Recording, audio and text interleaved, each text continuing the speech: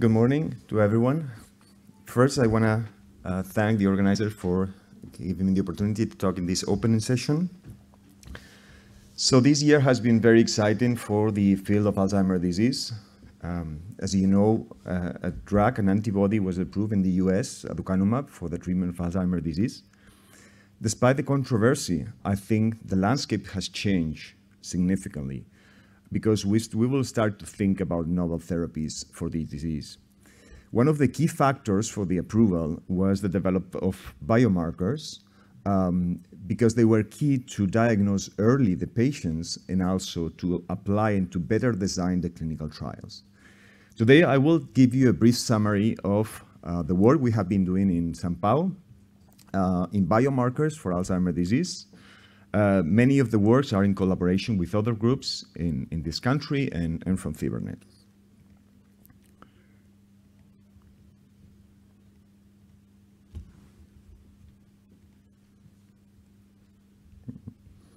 I'm sorry.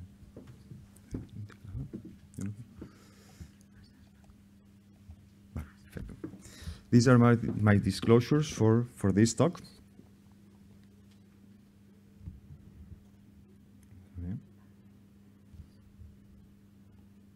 It's very sensitive. No, okay. So we, over the last decade, we know more and more about the biology of Alzheimer's disease.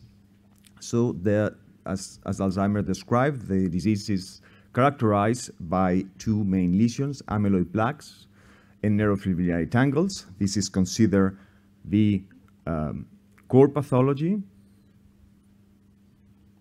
Okay. But there are also other components of the disease, such as neuritic dystrophies, synaptic loss, and changes in astroglia and microglia.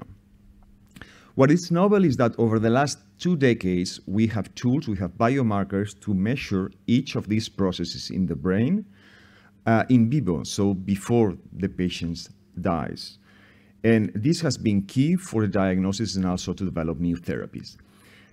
Today, I will talk about some of the biomarkers we have been working on. Here, you will see that in red, that are measures that can measure this process in the brain. I'm sorry, but this is not, okay. CSF, so cerebrospinal fluid, was described for the first time in the 18th century by Emanuel Swedenborg, and he described the CSF as a highly gifted Jewish. He was not a scientist, he was an engineer, but he was inspired in minds about the water that he could see inside the minds, and he thought that maybe something similar was happening inside the brain. So he went into investigated this fluid, and he came up with cerebrospinal fluid. What I will try to convince you is that he couldn't be more correct, because over the last 2 decades, we have developed very promising and very good biomarkers in CSF, and I will tell you later, also in blood. In addition to the change in biomarkers, there has been a conceptual change in the field of Alzheimer's disease. This was nicely published in 2018 in this paper, and this framework is labeled as ATN. A stands for amyloid, T for tau pathology, and N for neurodegeneration. And this is similar to other systems that are applied in cancer. So in this way, you can classify each of the biomarkers in each of these 3 key processes.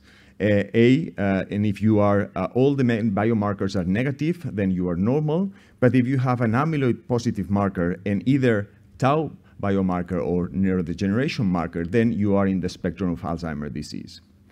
And I want you to keep this scheme because I will go back to this later when I talk about blood. When we talk about biomarkers, it's important to think of reliability of the assays.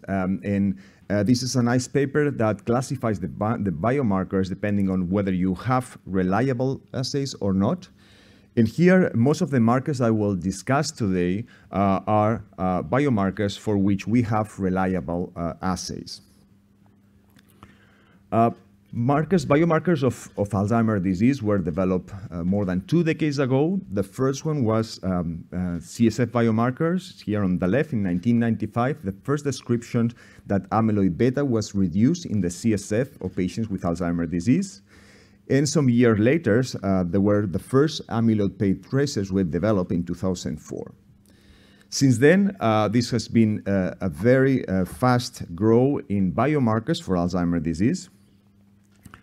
And we know today that there are three markers that can be reliably measured in CSF in Alzheimer's disease.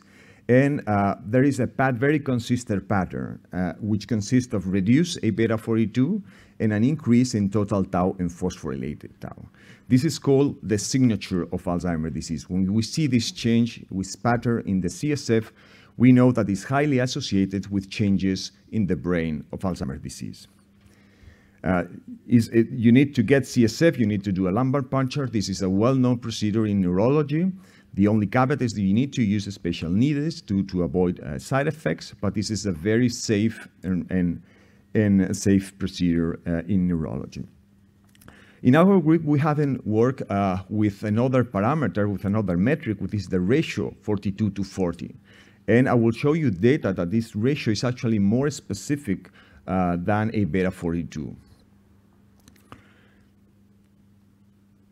To validate biomarkers in our group, we started in 2009 with a biomarker program that we call SPIN. SPIN stands for Sant Initiative on Neurodegeneration. And this is a research program in which we invite healthy controls and also patients with Alzheimer's disease and other dementias. As part of the clinical routine, they are invited to join also this program and to give CSF and other fluids for this biomarker validation of our or biomarker research.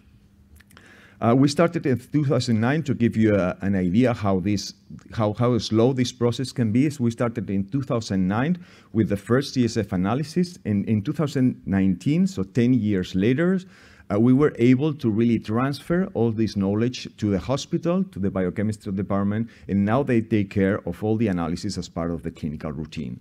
So it can take 10 years to really validate one biomarker from research to clinical practice.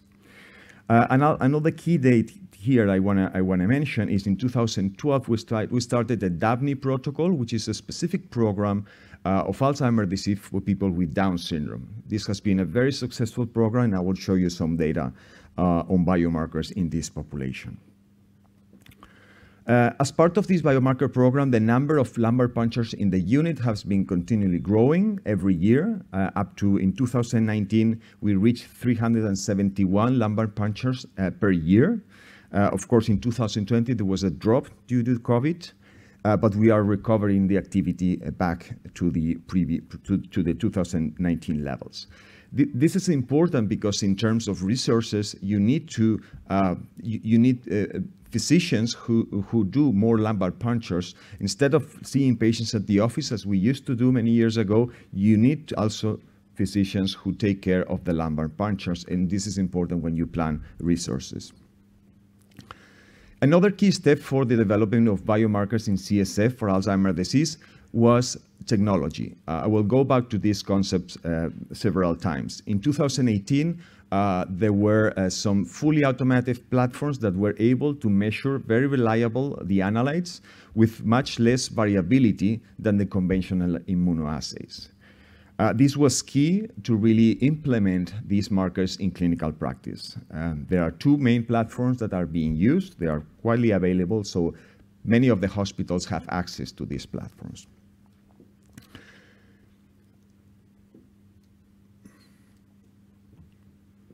So another, besides we had the patients, we had the platforms, but another key thing in CSF has been the use of how to use cutoffs. There are many ways to calculate cutoff, but you need to know what's normal and what's abnormal. And this has been very challenging in Alzheimer's disease, especially for the amyloid beta peptide, because it's very sticky, it's very prone to aggregate, and it's difficult to work in the lab. In this study that was led by Dr. Daniel Alcolea, a neurologist in our group, we used amyloid PET to validate the cutoffs, and we could calculate very well accurate cutoffs for a beta 42 to 40 ratio, for total tau and phosphorylated tau. And this has been a very important work because these are the cutoffs that we use in clinical practice. And our practice has changed because of this work.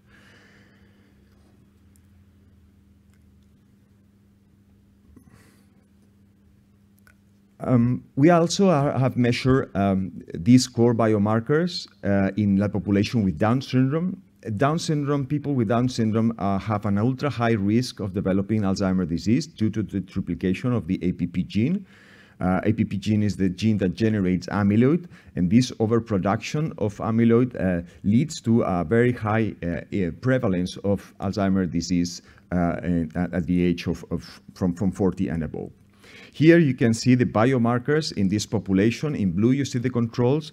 In red, you see the people with Down syndrome, and you see how different that this biomarker change in CSF very early. Already from the third decade of life, you can start seeing changes in how this deviates from normality. And this reflects that this is a genetic form of Alzheimer's disease, and they have really a high risk of developing Alzheimer's disease through life. As I said, we recommend to use the A beta 42 to 40 ratio instead of A beta 40 because we think it's more specific linked to Alzheimer's disease pathology. Here, this is an unpublished data. Here we look at, I want to show you the sample size here is more than 1,800 CSF samples that we have collected over the years. And what we see is that when we look at the ratio 42 to 40, this is, it shows a stronger association with neurodegeneration, with total tau and phosphorylated tau, that we know this is characteristic of Alzheimer's disease. So we strongly recommend this ratio instead of A beta 42.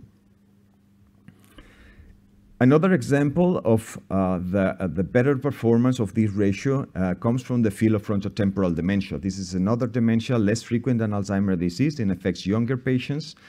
And we could see that when we look at amyloid beta species in CSF in frontotemporal dementia, the levels tend to be a little bit low, as you can see here in red, compared to controls, not as low as Alzheimer's disease.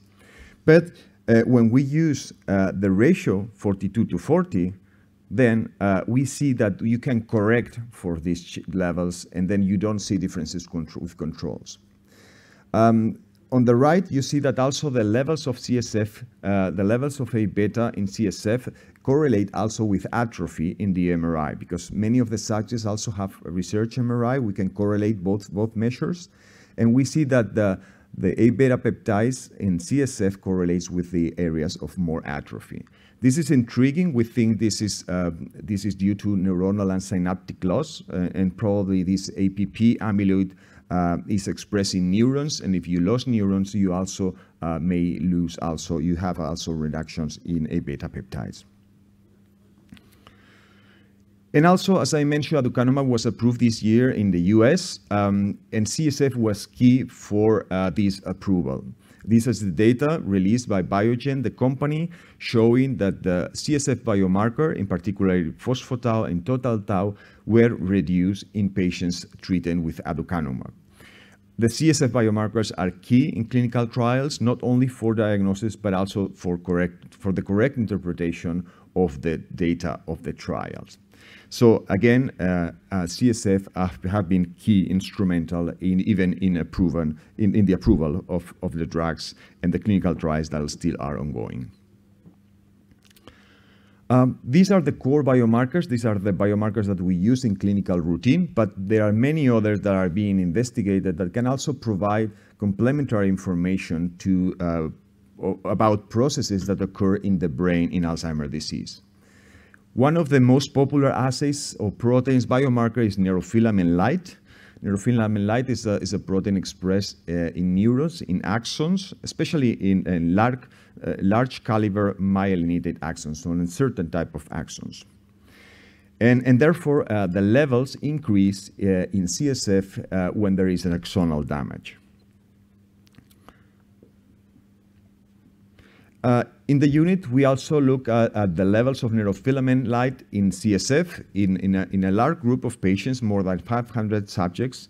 And as you can see here, the levels of neurofilaments increase in Alzheimer's disease, but it's not specific of Alzheimer's disease. It is also present in many other conditions. As you can see here, in the center, there is a huge dramatic increase in ALS, in amyotrophic lateral sclerosis, also in frontotemporal dementia, also in corticovasal syndrome. So it's not specific for Alzheimer's disease, but it reflects non-specific axonal damage. We also look at neurofilaments in the people with Down syndrome. And as you can see here, there is also an increase, very early increase in neurofilaments in CSF. As you can see, the image of phospho-tau and neurofilaments are quite similar. So that's because in this population, the axonal damage comes mainly from Alzheimer's disease. So it's very kind of pure AD because they don't have other comorbidities. They usually, the neurodegeneration markers are also very clear and also follow AD biomarkers.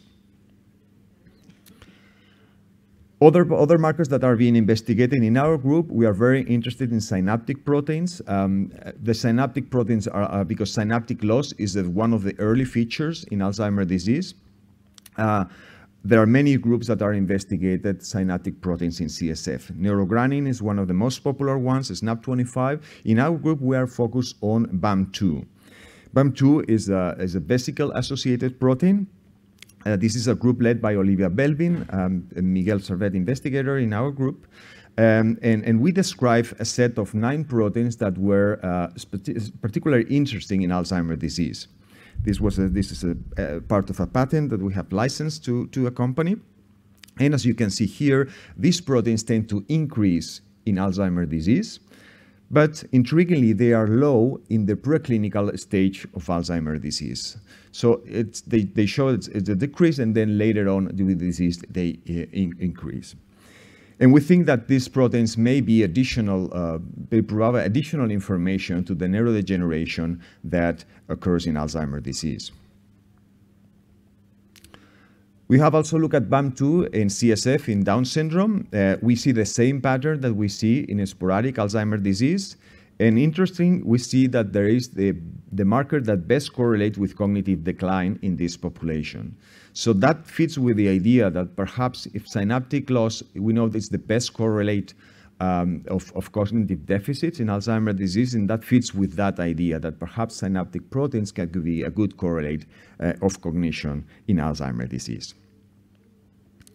So to conclude this first part, the key message are that core biomarkers are already available in routine and are key for early diagnosis. The ratio 42/40 is preferred over beta 42. Tau and neurofilaments label overlapping but distinct process. We didn't go into data because we didn't have time, but they do not measure exactly the same thing. And there are other newer markers might be useful, but still the context of use has yet to be defined. And also, as I mentioned, the CSF have a key role in clinical trials. And I want to finish with blood because over the last 5 years, blood has become a very interesting fluid. I would say that probably the main advances over the last 5 years have been in blood. CSF came first, and the experience that we have learned in CSF have been instrumental to really learn and to develop very fast blood biomarkers. The key thing for the development of blood biomarkers have been the advance or the new technologies that are available today. I will show briefly about amyloid, tau, neurofilament lights, and also I will finish very briefly with GFAP, which is a marker of glial activation because it's expressed mainly in astrocytes. So the history comes in 2007. There was already a paper published in a very good journal claiming that a combination of 13 proteins was enough to really classify Alzheimer's disease. This paper couldn't be replicated, but I think there was some signal that there was some kind of signal was there, but there was a lot of noise around. On the right, there were studies on plasma A-beta in Alzheimer's disease. And as you can see here, the studies, the data were all over the place. But if you pull all the study, there was a trend that the patients with Alzheimer's disease had a different ratio, 42/40, in plasma compared to controls. So there was something here, but we couldn't really measure them because of the lack of technology. The first technological advance occurred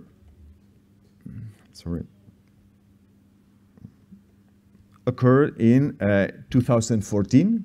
This was the first paper using a new technology, immunoprecipitation with mass spectrometry, which is very sensitive.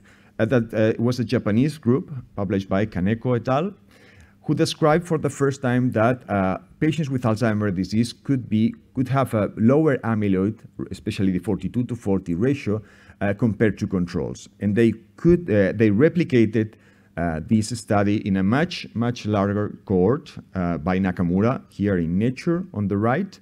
This was a famous Nature paper because it shows that the precision, so at the area under the curve is over 0.8, which means that there has a good diagnostic value for Alzheimer's disease. However, mass spectrometry is very expensive. It's not accessible to many centers, and also you need to do immunoprecipitation first. So it was not easy to really measure the samples. Despite this, last year, these assays for beta amyloid were approved in the US for the diagnosis of Alzheimer's disease. And these are being used mainly in clinical trials so far. However, the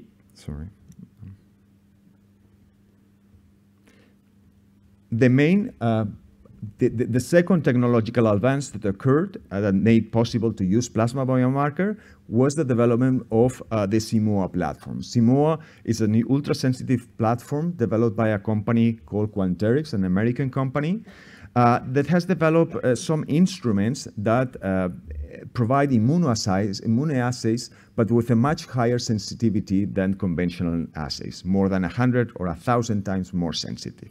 This is based on a very, very cool technology, and this has been made to measure analytes in blood that were not possible to measure before.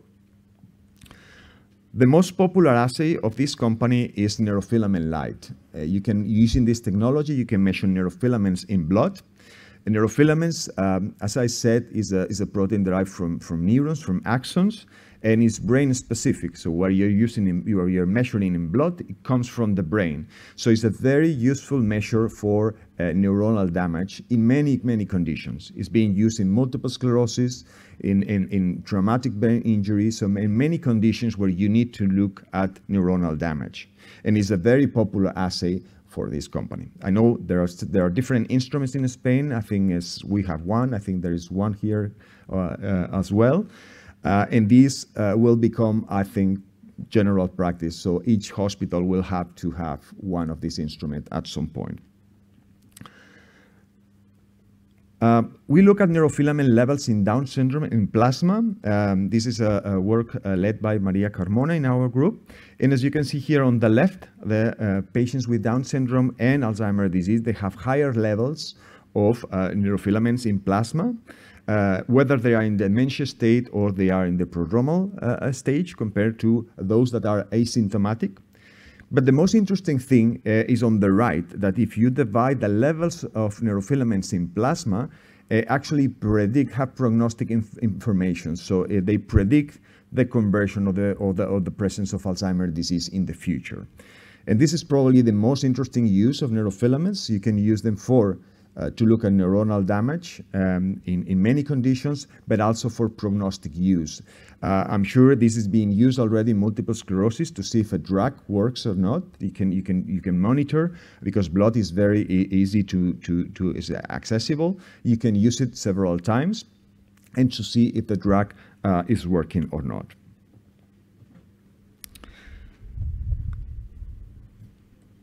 And but the most promising assay in Alzheimer's disease has been the protein tau, phosphorylated tau in plasma. The tau can be measured also in plasma, and this was an advance that was made possible mainly through CMOA platforms. And last year, the first paper that came out was this from Mayo Clinic in 2018, where they saw that patients with Alzheimer's disease, here on the right, they had higher levels than controls. As you can see, there is still some overlaps. This was the first assay, but last year there were at least 5 different assays, publications in very high impact journals, showing that different forms of phosphorylated tau, 181, 217, 231, were able to really detect increases in Alzheimer's disease compared to controls.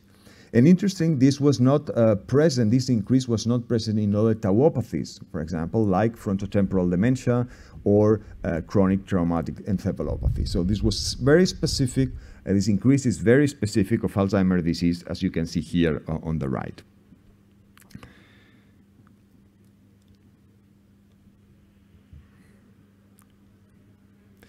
So we look in our group, we have looked at phosphorylated tau in collaboration with Kai Vlenov and Henrik Zetterberg in Sweden in Down syndrome. And we can see also, we can replicate that there is a nice increase in the levels of phosphorylated tau in Down syndrome, either in the dementia stage or in prodromal stages.